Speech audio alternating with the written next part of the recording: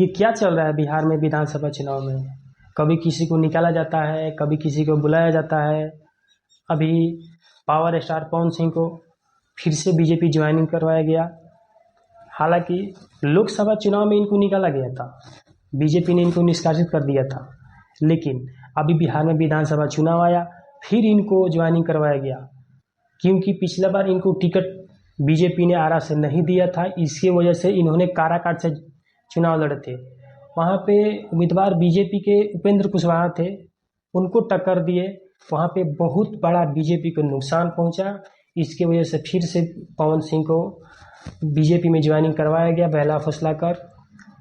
खाली भोजपुरी इंडस्ट्री में चलता है कि पावर यहीं से चालू होता है, पावर यहीं ख़त्म होता है, लेकिन नहीं, बीजेपी के आगे कोई राजनीति में पावर स्टार नहीं चलेगा। वो जब चाहेगा लात मार देगा, जब चाहेगा अंदर ले लेगा। इसी तरह आईपीएस आनंद मिश्रा को बक्सर से पहले आईपीएस से बीजेपी में ज्वाइनिंग किए, फिर बीजेपी ने उनको टिकट नहीं दिया, फिर निकाल दिया। जनसुराज में जुड़े हुए थे।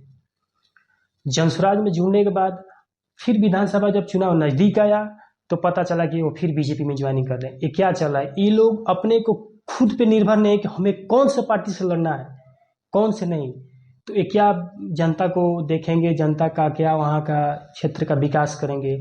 कुछ समझ में नहीं आता है। क्या चल रहा है बिहार में, क्या चुनाव है, कुछ समझ में नहीं आता है। खुद अपने आप पर निर्भर नहीं है ये लोग, तो क्या जनता को देखेंगे?